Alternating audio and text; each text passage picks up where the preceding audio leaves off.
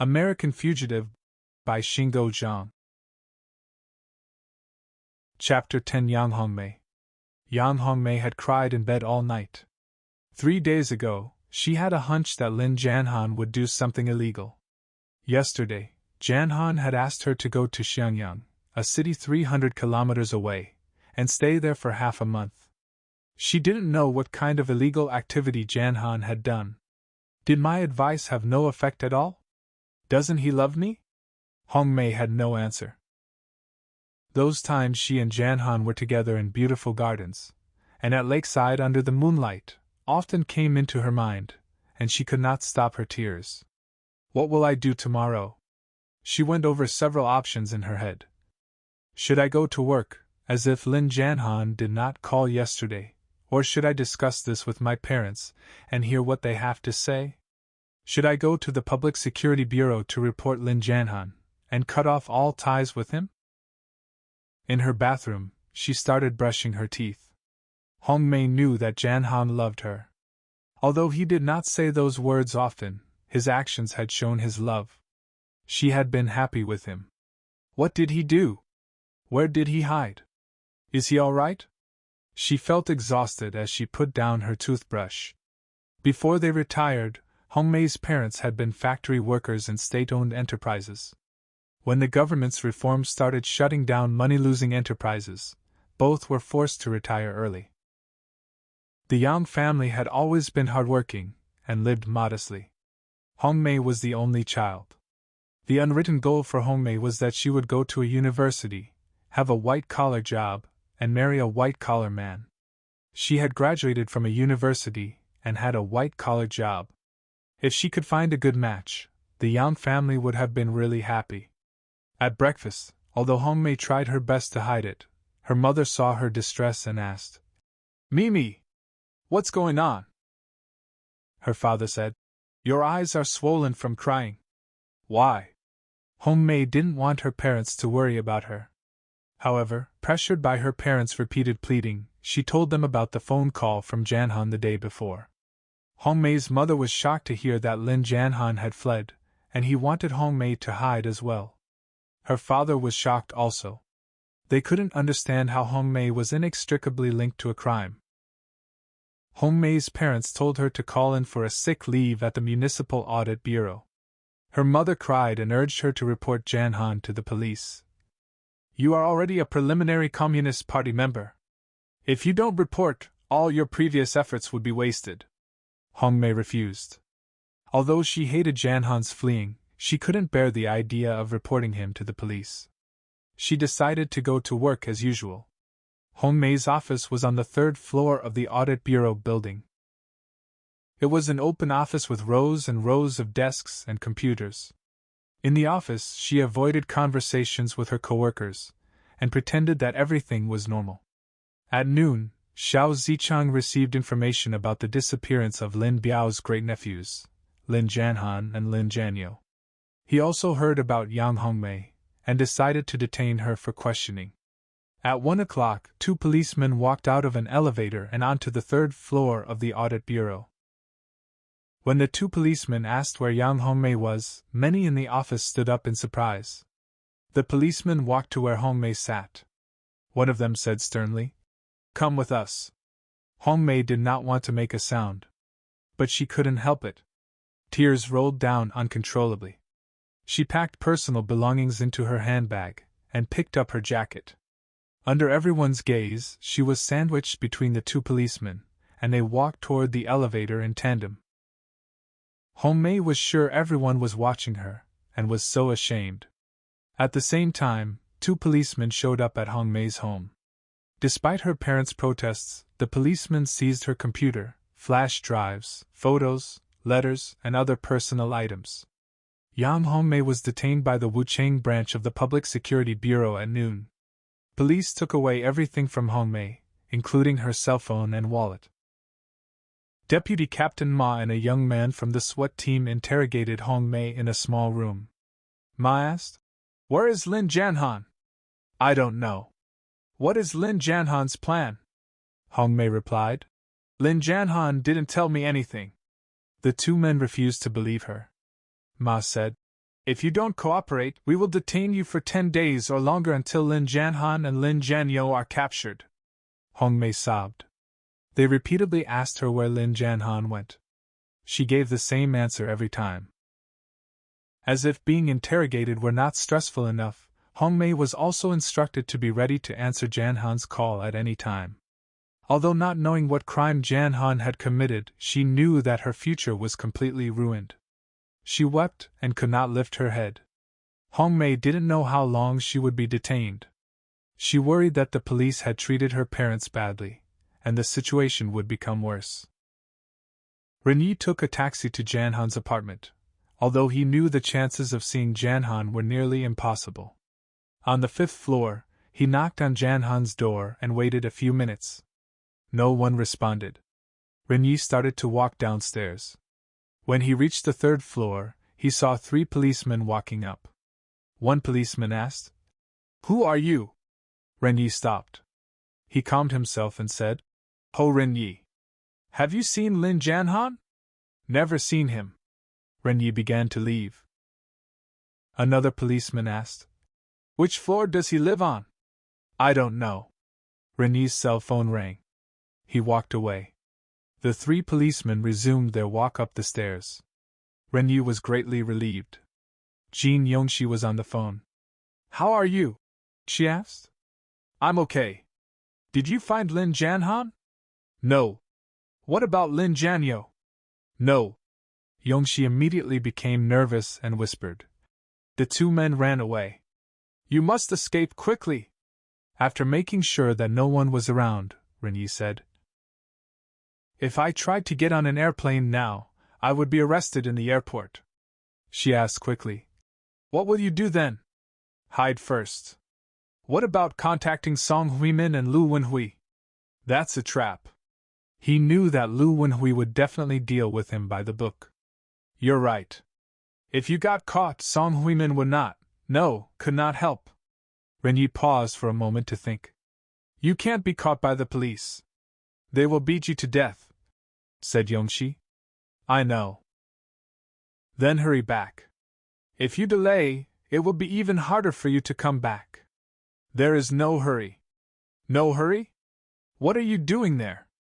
Do you still want to start a company?" "Not anymore." "Then come back." "What are you waiting for?" Ren-Yee said. "I saw Mrs. Liang today. She was fine. I can leave any time I want now." "Okay. Come back quickly." "Goodbye," he said, and hung up the phone without waiting for a reply. "What am I waiting for? For Luo Yanfang?" He did not know the answer. Ren-Yee had to agree with his wife's assessment. Lin Jianhan and Lin Jianyou had left Wuhan, and his own situation was dire. He thought about ways to hide as he walked. He had many very good friends in Wuhan, including high school and college classmates. But he couldn't think of one friend he wanted to contact. He decided to go back to his residence and pack up his stuff first. He called a taxi. A car quietly stopped in front of the apartment building where Ren-Yee lived. The driver was a young woman. Next to her was a young man wearing sunglasses. Both were police in plain clothes. The man got out of the car and walked toward the building entrance. He took the elevator to the 9th floor. When he came out of the elevator, he had a white mask over his face. He used a key to open Ren-Yee's apartment door. Ren-Yee's taxi arrived.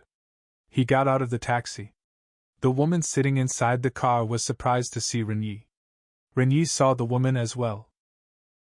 After Ren-Yee passed by her car, she hurriedly took out her cell phone and started dialing. In the living room, the young man put a bug under a coffee table. As he walked toward a bedroom, his cell phone rang. He quickly took out his cell phone as he put another bug under the bed. Ren-Yee was in the elevator which was moving up. The young man walked out of the apartment and locked the apartment door. He quickly found the stairs and started descending. The elevator stopped at the 9th floor.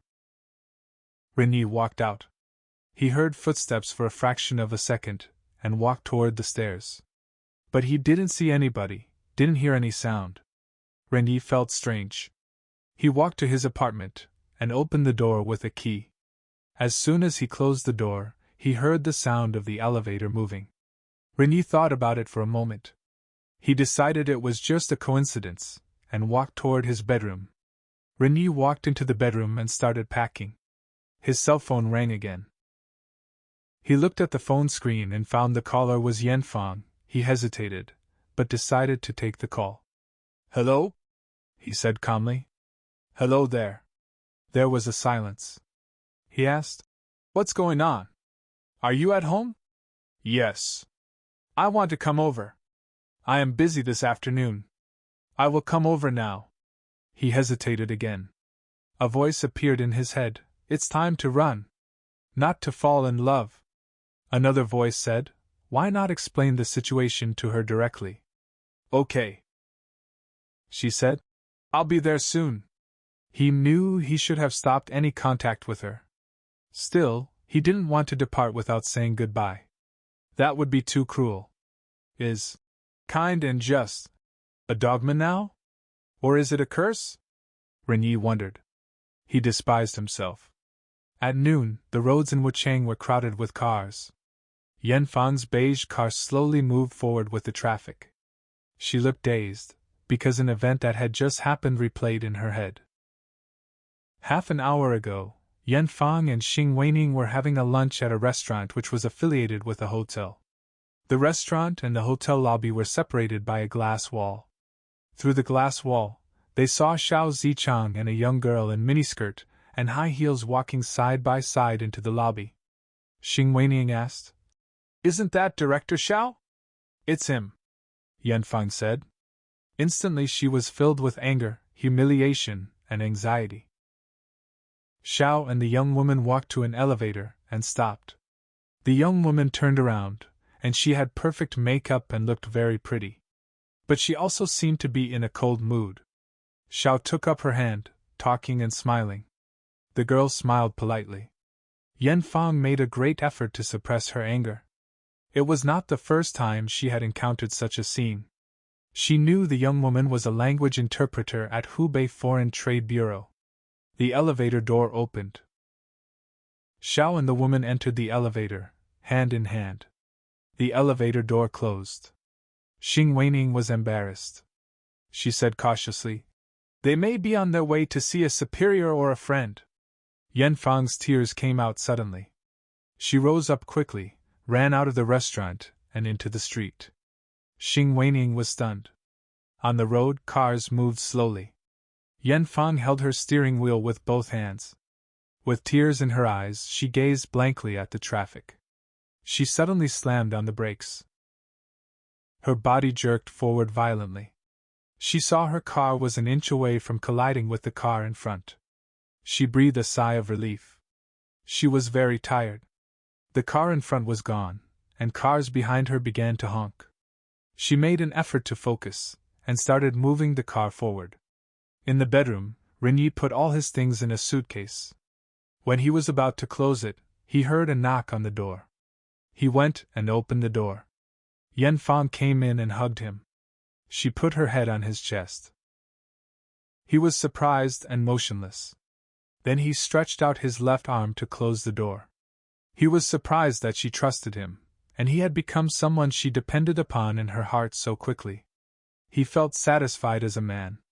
In the early days of his marriage, he and Yong-Shee were still graduate students. There were times he felt he was important. Since then, his importance had gradually become a vague memory which was buried away. If Yan-Fang had not appeared, he might not have remembered it. Of course, the woman who was so smart and gentle in his arms was also a beauty. He caressed her shoulders with both hands. Then he seemed to hear Huimin's voice. "Don't get involved," he said. "What happened?" "Xiao Zichang and his young lover. Xing Weining and I saw them today. He might just be teasing a girl for fun." She separated herself from him, walked to the dining table and sat down. "No. They were in a hotel lobby and got into an elevator, hand in hand." She lowered her head and sobbed. "Xiao either comes home in the middle of the night, or not come home at all. I am so humiliated. I am so stupid." Ren-Yee poured a glass of water and handed it to her. Yan Fang said. Such a miserable life. Why? Is it in my fate? No, that is not your fate. She wiped her tears and gazed at him. You held me in your arms. Do you love me? I am married. Before he could finish his sentence, she cried, and lowered her head in disappointment. He walked to her, held her hands. She stood up. They walked to the living room couch and sat down. She leaned on his shoulder. What do I do? Yan Fang is obviously in an emotional crisis. She needs someone to comfort her and give her emotional support. Is it too cruel to push out Yan Fang? Is that a gentleman's behavior?